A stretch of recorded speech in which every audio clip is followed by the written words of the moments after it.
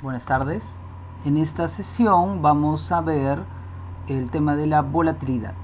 Este tema lo estamos viendo dentro de la sección de medición del riesgo. La primera parte fue sensibilidades y la segunda parte es volatilidad. La siguiente será riesgos, medidores relacionados con riesgo de caída, el downside risk. En este caso vamos a ir con la volatilidad. La volatilidad es una muy común medida estadística de la dispersión alrededor del promedio de cualquier variable aleatoria, tales como los parámetros de mercado, ganancias o valores de mercado, los valores mark to market, ¿no? Los conocidos mark to market. La volatilidad es la desviación estándar de los valores de estas variables. La desviación estándar es la raíz cuadrada de la varianza de una variable aleatoria. Ambas pueden ser obtenidas muy fácilmente de observaciones en forma de series de tiempo. ¿Qué estamos diciendo aquí? Bueno, estamos diciendo que la volatilidad es una medida de la dispersión. ¿De la dispersión de qué? De los datos alrededor del promedio. Alrededor del promedio de los datos de una variable. Uno tiene una variable, saca el promedio y ve qué tan dispersos están los datos. Si están poco dispersos, entonces la volatilidad es pequeña. Si están muy dispersos, entonces la volatilidad es grande. La varianza, ahora ya vamos a cómo calcular específicamente, ¿no? Y tenemos que la varianza es la suma de las desviaciones cuadradas alrededor de la media. La media es la esperanza matemática de una variable aleatoria. El promedio de los valores de la variable aleatoria ponderada por su probabilidad de ocurrencia. Con observaciones de series de tiempo, la media es también el promedio aritmético de los valores observados de una variable aleatoria.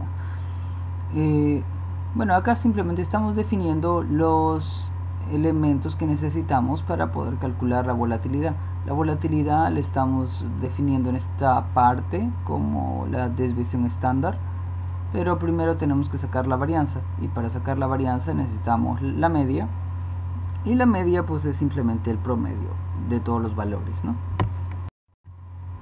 Ahora, para tener la fórmula podemos usar la que está abajo donde dice variable aleatoria. Aplicando este concepto, una variable aleatoria con media muy igual a esperanza matemática, se define su varianza como var de x.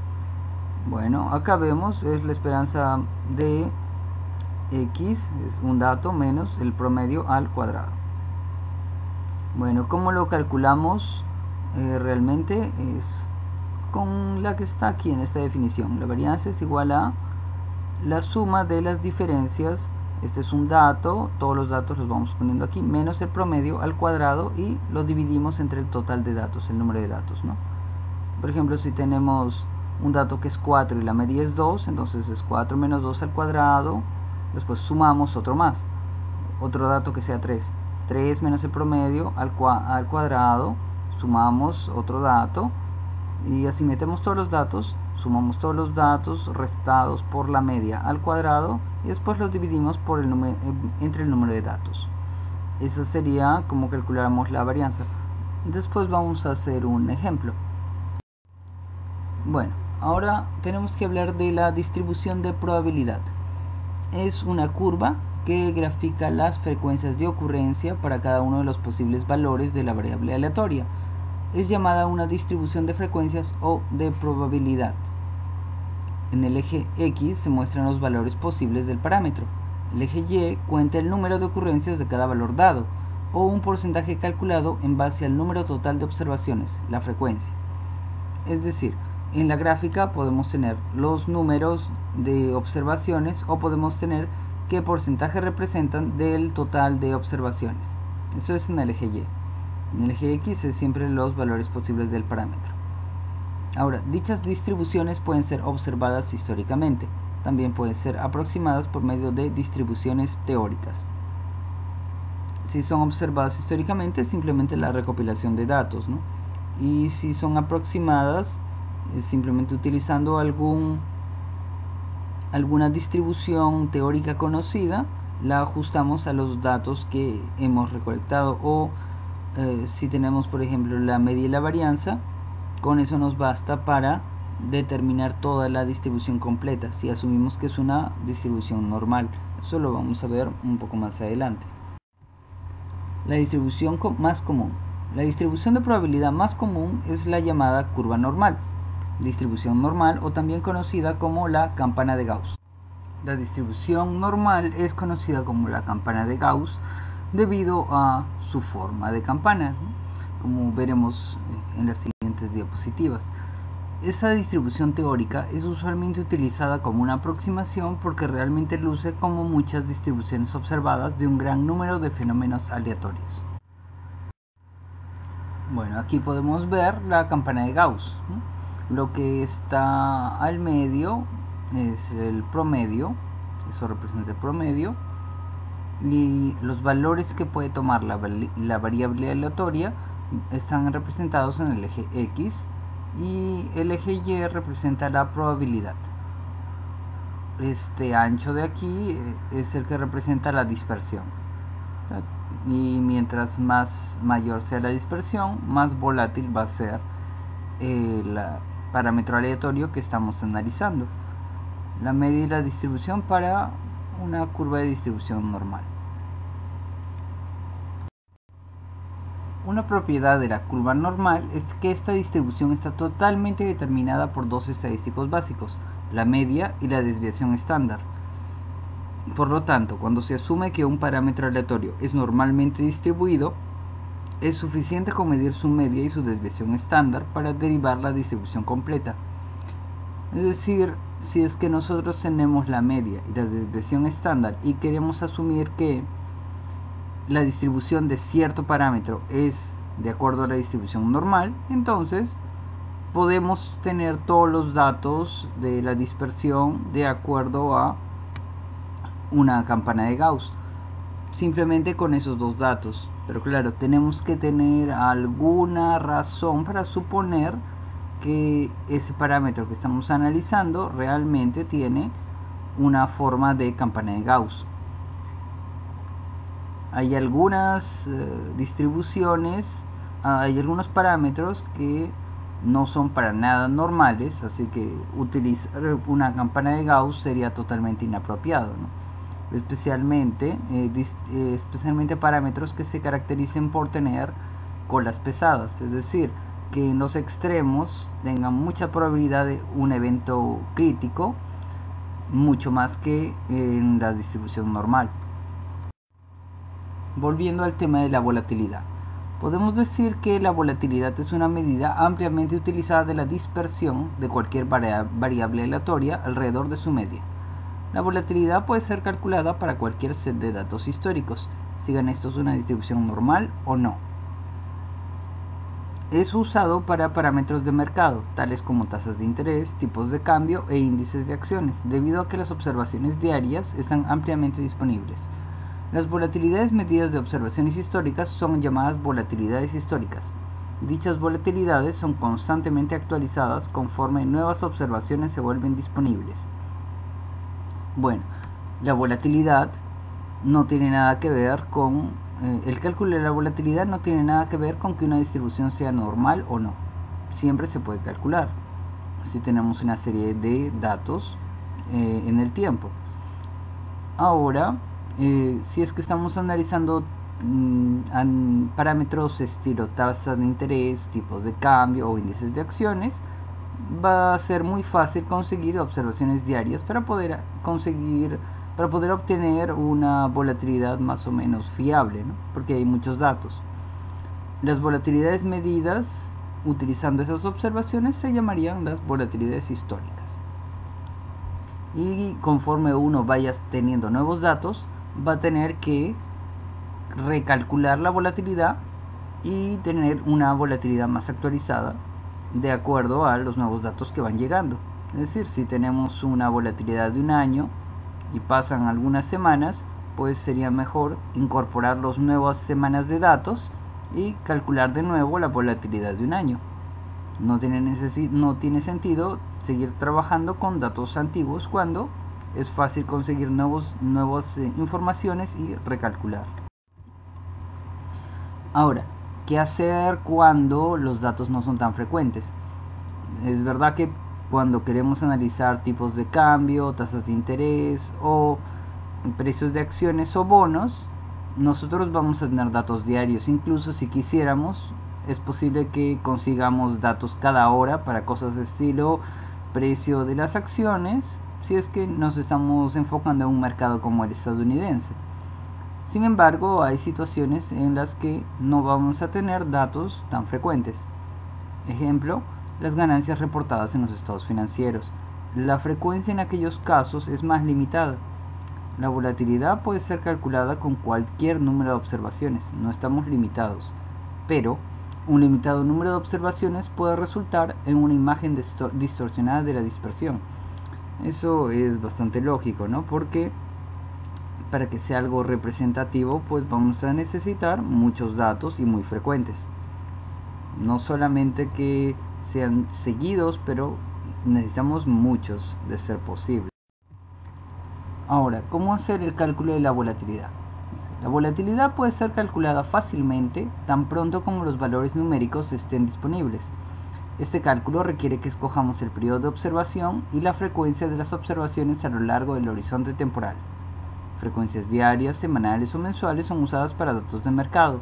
Datos trimestrales o anuales pueden ser utilizados para ganancias contables. Mientras mayor sea el periodo de observación, mayor será el número de observaciones. En este caso, ¿a qué nos referimos con el periodo de observación? Vamos a decir, por ejemplo, queremos estudiar un año. ¿Y la frecuencia de las observaciones? Bueno, la frecuencia de observaciones puede ser semanal. Entonces tendríamos 52 datos.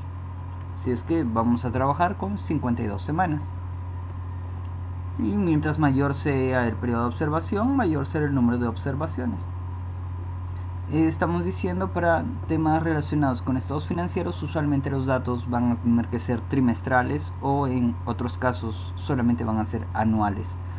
En este caso necesitaríamos datos de varios años para poder sacar una imagen más o menos fidedigna de la verdadera volatilidad de lo que estemos estudiando. Siguiendo con el cálculo de la volatilidad, podemos decir que con series de tiempo las estadísticas básicas son fácilmente derivadas.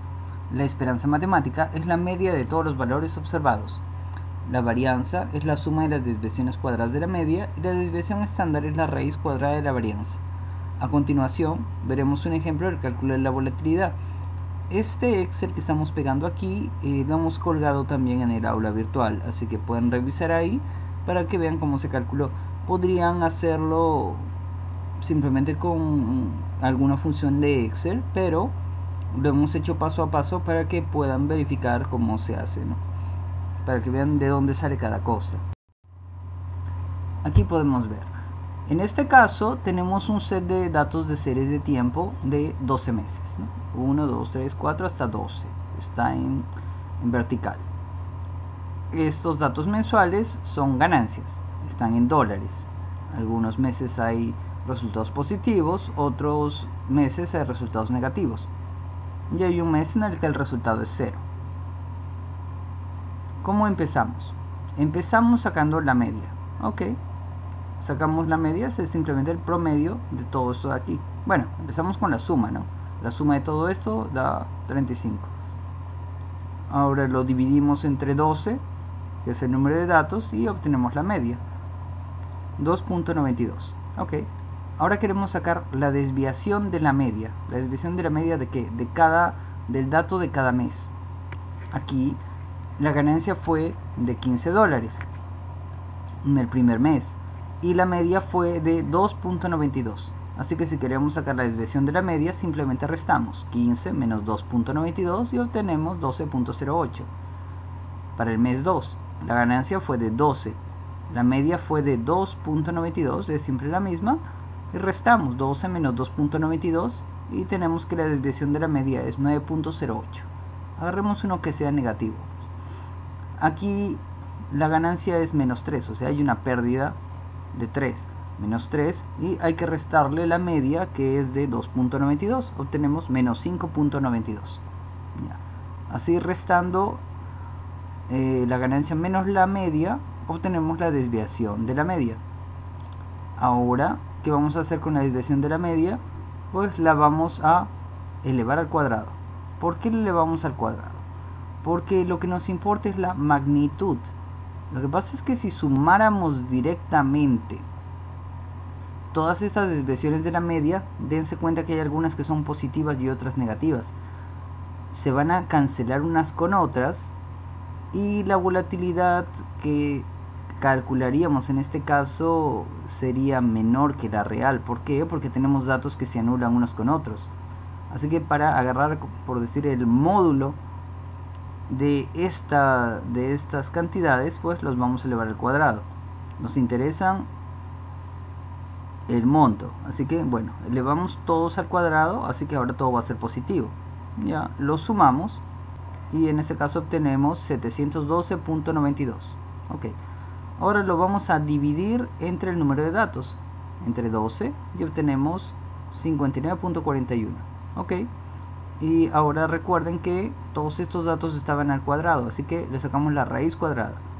Ahora le sacamos a la raíz cuadrada y la unidad de esto está otra vez en dólares, porque ya le sacamos la raíz cuadrada. Entonces tenemos 7.71 en dólares. La volatilidad es de 7.71. Vemos que la media es 2.92 y la volatilidad es 7.71. A primera vista, lo que parecería es que este es un negocio bastante volátil, ¿no? Bueno, esto que obtenemos aquí, esta volatilidad, es conocida también como la desviación estándar. Ahora, con respecto a las unidades de la volatilidad, si por ejemplo el tipo de cambio del real brasileño contra la libra es 4 reales por libra, la desviación estándar del tipo de cambio también está expresado en reales por libra. Por ejemplo, 0.4 reales por libra. La misma volatilidad es también usualmente expresada como un porcentaje. Este porcentaje es el ratio de la distribución estándar con respecto al valor actual de la variable. Por ejemplo, la mencionada volatilidad de 0.4 también es igual a 10% del actual tipo de cambio, dado que 0.4 entre 4 es 10%. Aquí obviamente estamos haciendo otro ejemplo, no se confundan, no tiene nada que ver con lo anterior. Estamos haciendo un ejemplo de la volatilidad del real. Estamos viendo el tipo de cambio del real contra la libra. Y bueno, acá decimos que la desviación, por ejemplo, es de 0.4. Lo que nos importa es cuáles son las unidades. Las unidades son las mismas. La unidad es igual, si esto estaba en real sobre libra, esto también es real sobre libra. Ahora, cuando nosotros calculamos, queremos ver la volatilidad, podemos mencionarla como 0.4 o la podemos mencionar como un porcentaje. En este caso sería 0.4, que es la volatilidad que teníamos, entre 4, que es el tipo de cambio. La volatilidad entre el tipo de cambio, y eso sería la volatilidad, 10%. Para los beneficios contables, la volatilidad puede ser expresada tanto en dólares como en un porcentaje de las ganancias actuales, tal como hicimos con el tipo de cambio. Para tasas de interés, la volatilidad es un porcentaje, porque la tasa de interés es un porcentaje. O puede estar expresado como un porcentaje del nivel actual de la tasa de interés. Como qué porcentaje de la tasa de interés, ¿no? ¿Qué porcentaje de la tasa de interés es la volatilidad? Otro tema que tenemos que ver es el del periodo de referencia. El cálculo de la volatilidad histórica está basado en la elección de un periodo de observación y una frecuencia de observaciones. La frecuencia puede ser diaria, semanal, mensual, anual o cualquier otro periodo de tiempo relevante. Dado que la cantidad de tiempo entre dos fechas determina la magnitud de los movimientos posibles de una variable aleatoria, las volatilidades correspondientes son también llamadas volatilidad diaria, semanal, mensual o anual. Bueno, tenemos un periodo de observación y tenemos la frecuencia. La frecuencia va a querer decir simplemente qué tan alejado está un dato del siguiente. Ahora, una cosa que tenemos que considerar es que la cantidad de tiempo que nosotros estemos analizando va a hacer que la volatilidad sea distinta, ¿no? Nosotros podemos analizar la volatilidad en una semana y podemos analizar la volatilidad en un mes, y muy probablemente van a ser diferentes y muy probablemente la volatilidad mensual va a ser mayor que la semanal. ¿Por qué? Porque a lo largo del tiempo, si uno amplía el horizonte, la probabilidad de alejarse de la media es mayor. Hay más choques, hay más oportunidades, hay más eventos inesperados que pueden alterar el curso del parámetro que estamos estudiando. Entonces, si la volatilidad que se haya calculado sobre un periodo de un mes sería la volatilidad mensual, se calculó sobre una semana, la volatilidad semanal, la mensual o la volatilidad anual. No depende de la frecuencia, depende del periodo de observación. El horizonte de las series de tiempo utilizadas determina el número de observaciones. Claro, una vez que la frecuencia ha sido determinada. Por ejemplo, una volatilidad diaria puede ser estimada a partir de 250 observaciones diarias durante un año, dado que el número de días laborables es cercano a 250, o de 500 observaciones, si el periodo de observación es extendido a 2 años. El tamaño de la muestra de observación incrementa con el horizonte, mejorando la precisión del estimado. Aquí, lo que estamos diciendo es simplemente como que cuando uno aumenta el periodo de observación, pues uno va a tener más observaciones, lo cual es lógico y evidente, ¿no?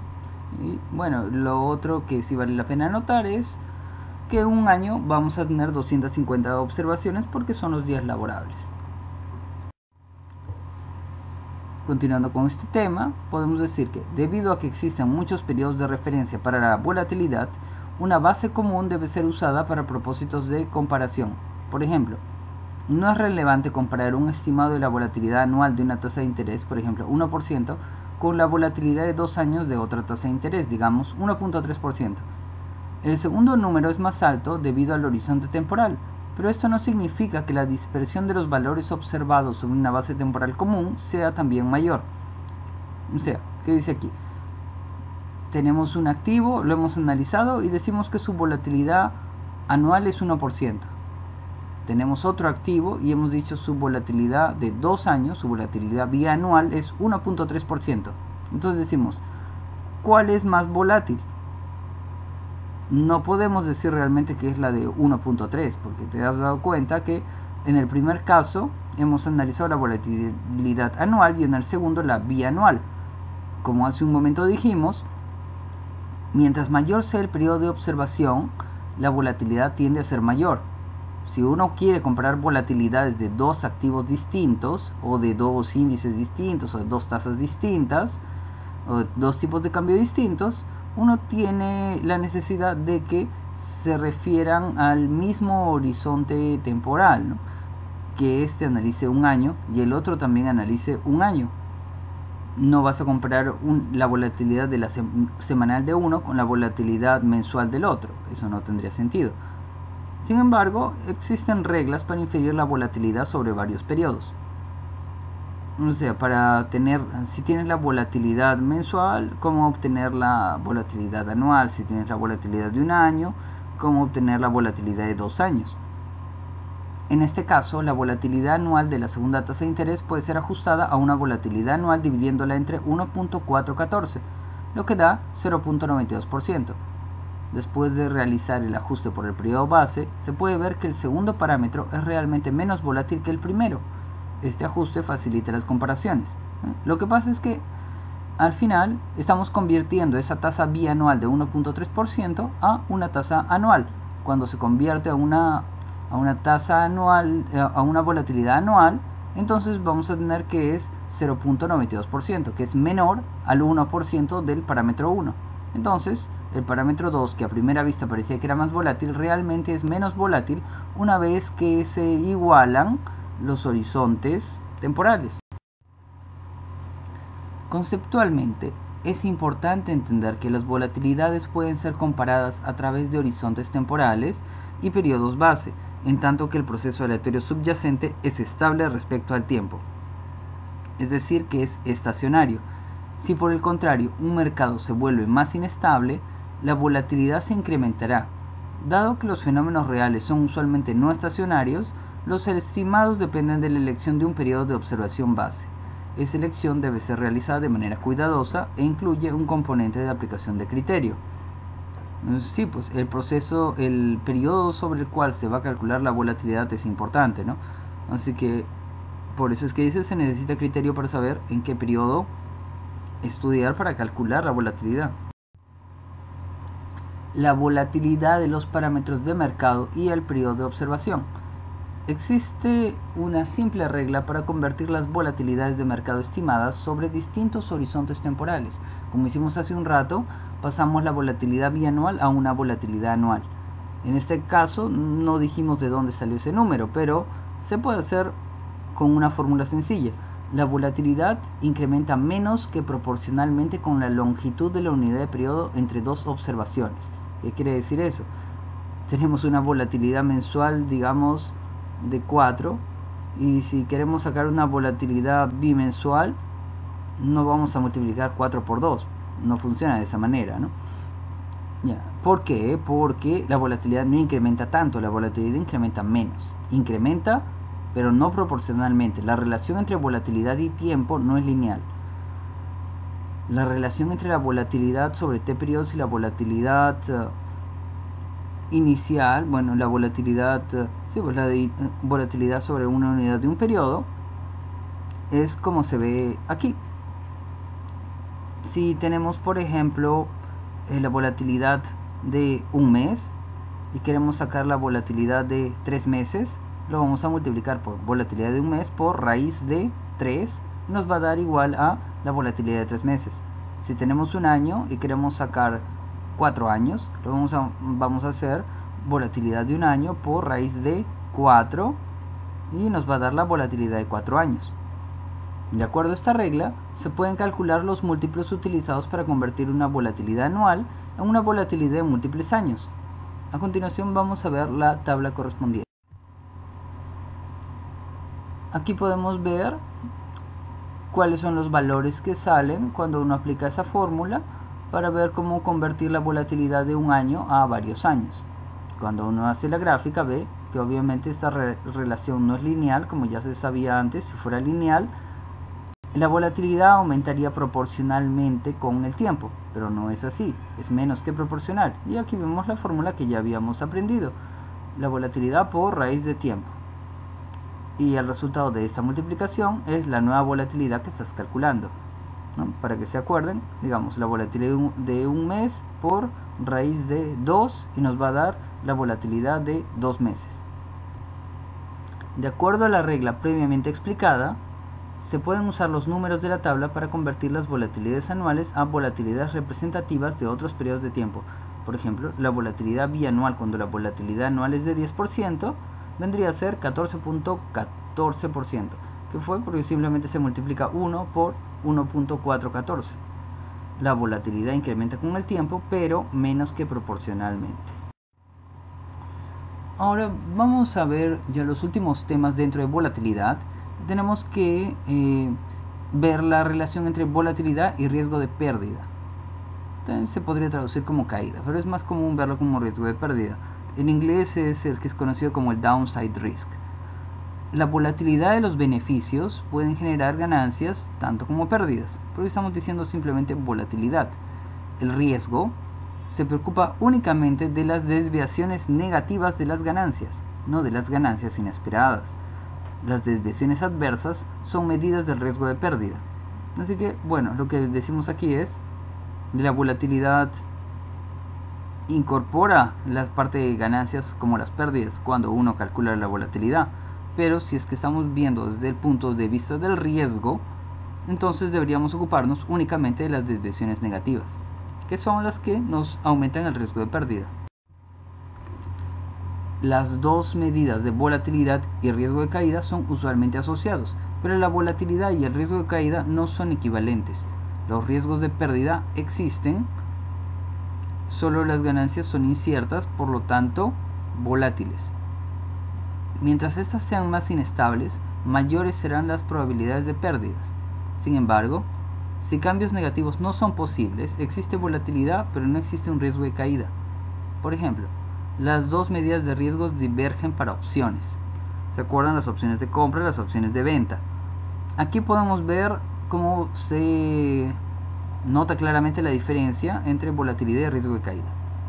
el comprador de una opción tiene una ganancia incierta porque tú solamente pagaste la prima, pero tienes el derecho pero no la obligación de comprar un activo, ¿no? Si el precio se mueve hacia arriba y tú eres el comprador de una opción de compra, entonces tienes un potencial de ganancia ilimitada. Sí, eso puede ser volatilidad, pero es todo en tu beneficio. Es ganancia incierta, pero no hay riesgo de pérdida. La volatilidad existe, pero no hay riesgo de caída. Una opción de compra nos da el derecho, pero no la obligación de comprar un activo bajo condiciones fijas. Por ejemplo, una opción de compra en acciones provee el derecho a comprar una acción a 100. Okay. Si el precio de la acción sube a 120, la opción está in the money, es decir, estamos ganando. Y la ejecución de la opción genera un beneficio de 120 menos 100 igual a 20. Es decir, la acción ahora vale 120, pero tú te aseguraste que la ibas a comprar a 100, así que estás ganando ese 20 de diferencia. Esta ganancia es tan aleatoria como el mismo movimiento de precios de la acción. Sin embargo, el riesgo de caída es cero, debido a que el tenedor de las opciones no va a ejecutar esta opción cuando el precio caiga por debajo de 100. Eso es, cuando la opción está out of the money, es decir, cuando estás perdiendo. Pero el vendedor de la opción de compra tiene un riesgo de pérdida, dado que él o ella tendrá que vender la acción al comprador a 100, incluso cuando el precio de mercado sea mayor. Es decir, el que te vendió la opción a ti, él sí tiene riesgo de pérdida, tú no. Aquí podemos ver, cuando estábamos hablando de out of the money, esa es una opción de compra. Cuando estamos en una out of the money, significa que todavía estás en pérdida y ejecutar tu opción de compra no valdría la pena porque estarías perdiendo. Llega un momento en el que te es indiferente ejecutar o no ejecutar porque tu opción de compra está al valor de mercado. Como decir, tu opción de compra dice que puedes comprar la acción a 100, pero la acción vale 100, así que te da lo mismo. Y después cuando el precio de la acción sube, entonces ya estás in the money, que es cuando estás ganando. Ahora, el último tema que vamos a ver dentro de la volatilidad es el riesgo de caída y costos de oportunidad. Si un riesgo es eliminado, existe un costo de oportunidad. Ejemplo, un prestatario de tasa fija no tiene riesgo de caída debido a que los pagos del préstamo son fijos. No vas a perder más. ¿Por qué? Porque los pagos que vas a hacer de las cuotas ya están prefijadas. Pero si las tasas de interés del mercado bajaran, él o ella pagaría más de lo que hubiera pagado si se hubiera prestado el día de hoy a la nueva tasa de interés. En este caso, el riesgo sería cero, pero el costo de oportunidad sería la diferencia entre lo que el prestatario paga y lo que él o ella podría haber pagado. Es decir, realmente no hay un riesgo de pérdida, pero estamos considerando como que podríamos haber conseguido un préstamo más barato si no tuviéramos este préstamo a tasa fija, si tuviéramos un préstamo a tasa variable, o si yo sacara un nuevo préstamo hoy día. Entonces sí, bueno, estás considerando que hay un costo de oportunidad ahí. Y eso pasó por eliminar el riesgo por tener una tasa fija. El costo de oportunidad es aleatorio, de la misma manera que las tasas de interés lo son. En este caso, ¿el riesgo es cero? Sí, el riesgo es medido por la volatilidad del resultado final o por un incremento en los pagos. La respuesta es sí, el riesgo es cero. Las transacciones a tasa fija no tienen riesgo. Si te prestas al 4%, pues ya no hay riesgo, ya tú sabes cuánto tienes que pagar. Las coberturas se eliminan la incertidumbre, ya no hay incertidumbre, pero se genera un costo de oportunidad aleatorio. El costo de oportunidad de que tal vez mañana haya un préstamo al 3% o que las tasas de referencia bajen y si hubieras tenido un préstamo a tasa variable te hubiera beneficiado. Sí, pues eliminaste el riesgo de tasas más altas, pero tienes el costo de oportunidad en caso de que las tasas bajen. El prestatario no tiene ningún riesgo de pérdida, pero le podría considerar no renovar su préstamo si las tasas de interés caen significativamente. Podrías pasarte de fija a variable en la primera oportunidad que tienes de cortar ese préstamo. En las siguientes sesiones vamos a ver el tema de volatilidad y riesgo de caída. Bueno, aquí vamos a ver más que todo el tema de value at risk, ¿no? El tema de medición de riesgos y riesgo de caída y value at risk. Eso es lo que vamos a hacer después.